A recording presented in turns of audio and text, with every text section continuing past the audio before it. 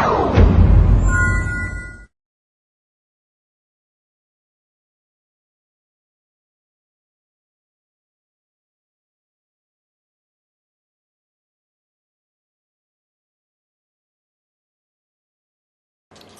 everyone, I'm Kevin reporter He Jie.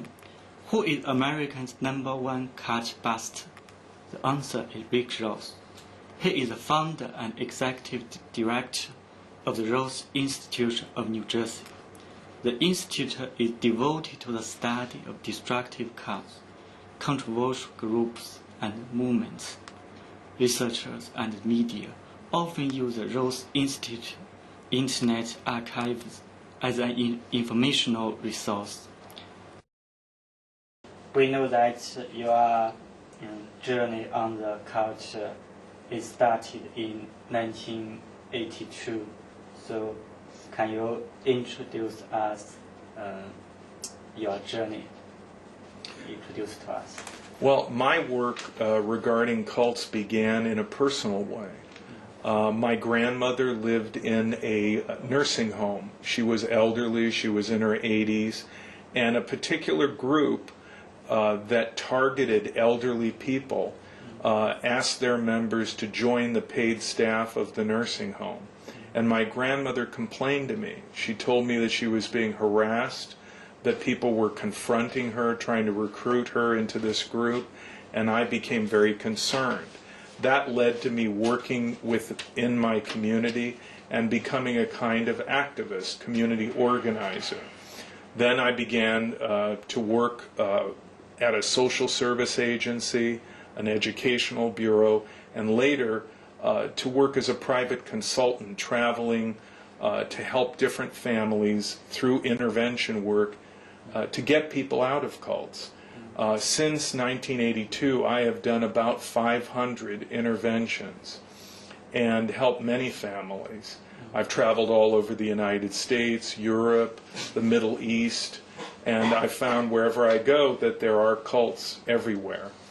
Also, I've testified as an expert witness in court cases.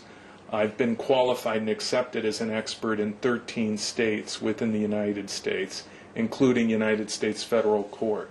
And then I've lectured at universities and colleges in an effort to help students understand that cults might be recruiting on their campus and to be aware of that and to educate them. In addition to that, I've worked with the news outlets in the United States as an analyst as stories about cults have come to the attention of the media.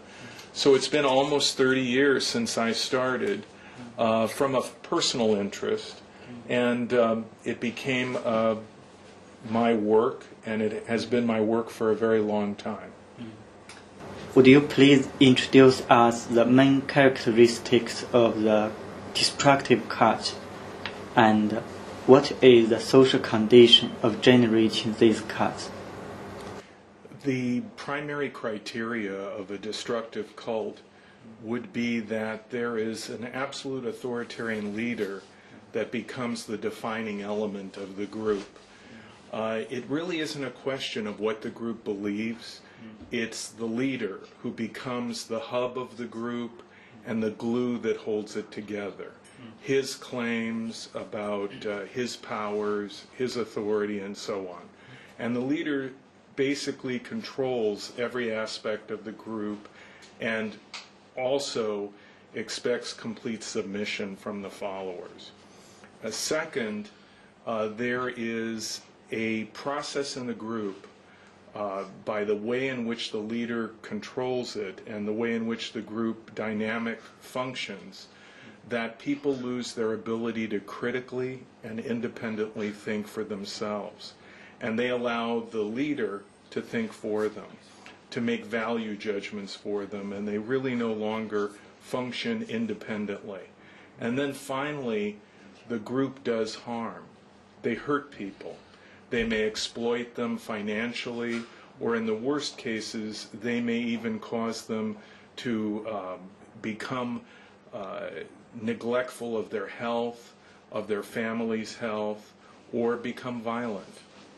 Would you please tell us how destructive cults infiltrate into community, and how can we prevent it? Destructive cults are everywhere in the world. I receive complaints from Asia, from Europe, from Latin America. They come into communities because it's in their best interest and they want to recruit members, and ultimately this makes the leader rich and gains power for the leader. So any community could be targeted. In some areas it would be college students because they're away from home and they're attending university. In other communities it could be the elderly who are lonely. Maybe their family isn't visiting them as often as they once did, and they're looking for a sense of community and fellowship. And I think anyone is vulnerable if they're going through a difficult time in their life. They're feeling lonely, they're feeling depressed, they're having problems at work, problems in their family, their marriage. And at that time, a cult group can find those cracks in a person's life and exploit them and then use that to recruit them into the organization. What kind of means do the destructive cult use to manipulate and exploit their followers? And what's the consequence to them and their families? Well, most destructive cults rely on isolation. So what that means is they begin to monopolize a person's time, control their environment in such a way that they cut them off from their family, from their old friends, from their co-workers, because what the group wants is to control everything they see, everything they experience, and in that way control their mind. And how this harms their life is it causes family estrangement, it can break up marriages, it can cause people to become so preoccupied with the group that they neglect their children, their family, their job. I've seen people give up everything for a destructive cult. Now, in US, France, Germany, Switzerland, Russia, Ukraine, and other countries, there are many organizations and institutions which provide services and helps to the former followers and victims, just like your institute. And one of their main research subjects is concerning future lives of the former followers when deprogramming, such as Who Am I and our Which Go. What's your suggestion to help those people find themselves as soon as possible? Countries around the world have set up social services and educational programs to help cult members and former cult members. I think it's very important. Frequently, when these people leave the group, they're very confused. They may have left because of a family member who's persuaded them to break away, or they may have left because they saw one thing in the group that caused them to question enough to leave. But when they do leave, they may be very confused and they haven't sorted out the rest of their cult experience. So they may go back and forth a bit. They might even go back to the group. So what they need is support in the community and an educational program and counseling so that they can understand what happened to them, sort through the manipulation of the group so that it doesn't happen to them again. Many cults had been recruiting members in universities to lure young lives, such as Unification Church, Scientology, and we know you have given many speeches in colleges around America and all over the world. Is it for reminding the universities to pay attention to cults?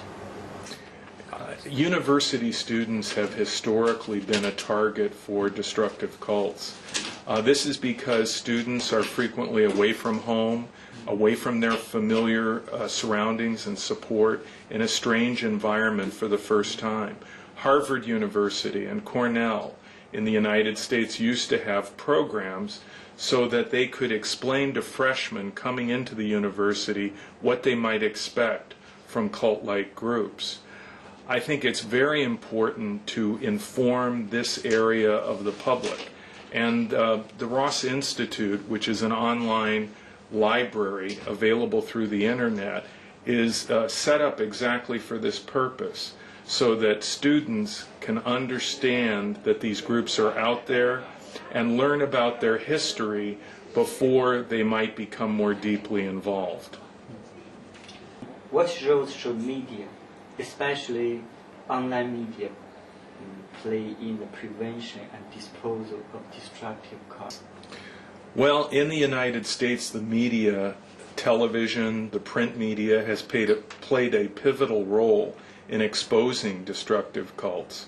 When they hurt people, many times former cult members will come on television or they will be interviewed by the press, and they will discuss specifically how they were hurt, who hurt them, where these groups are, and so forth.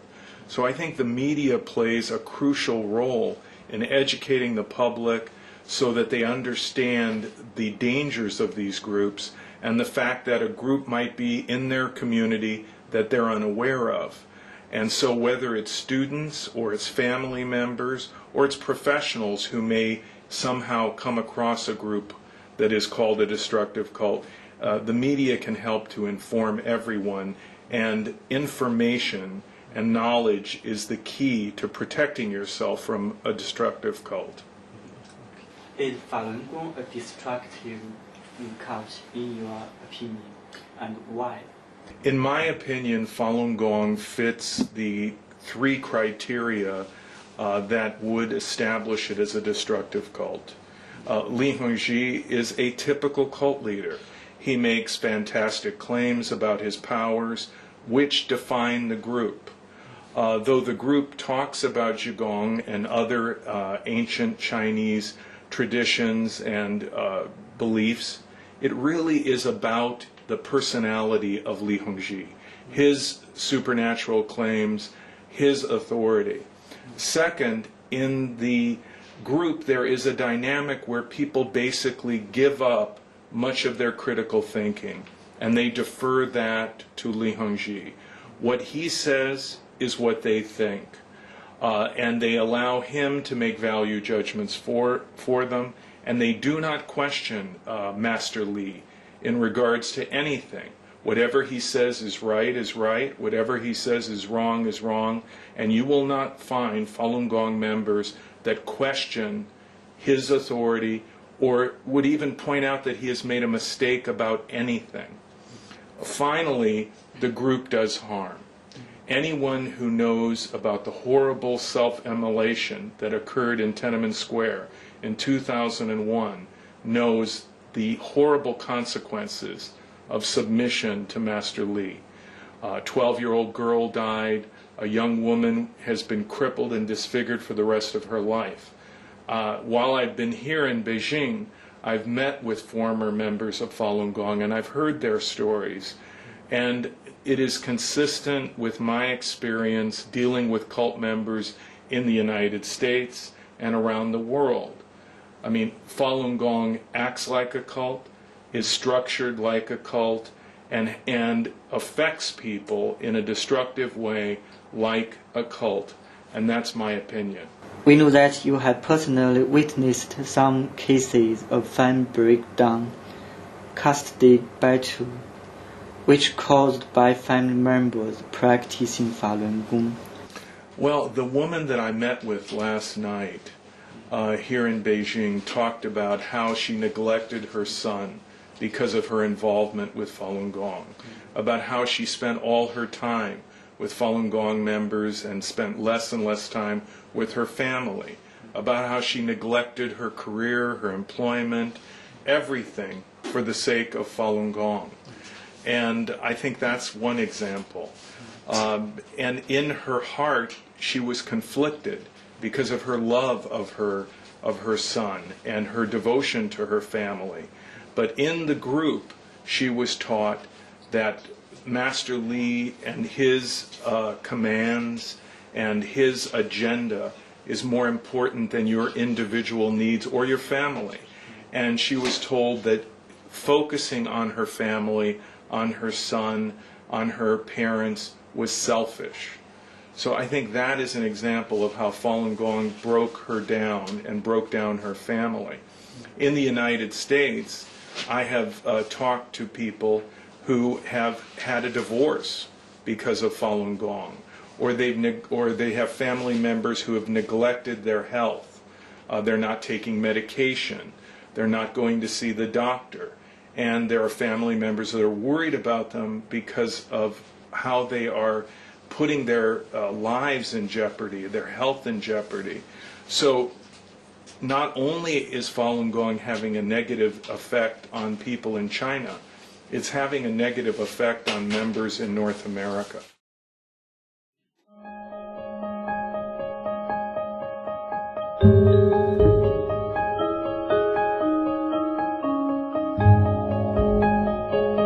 Thank you.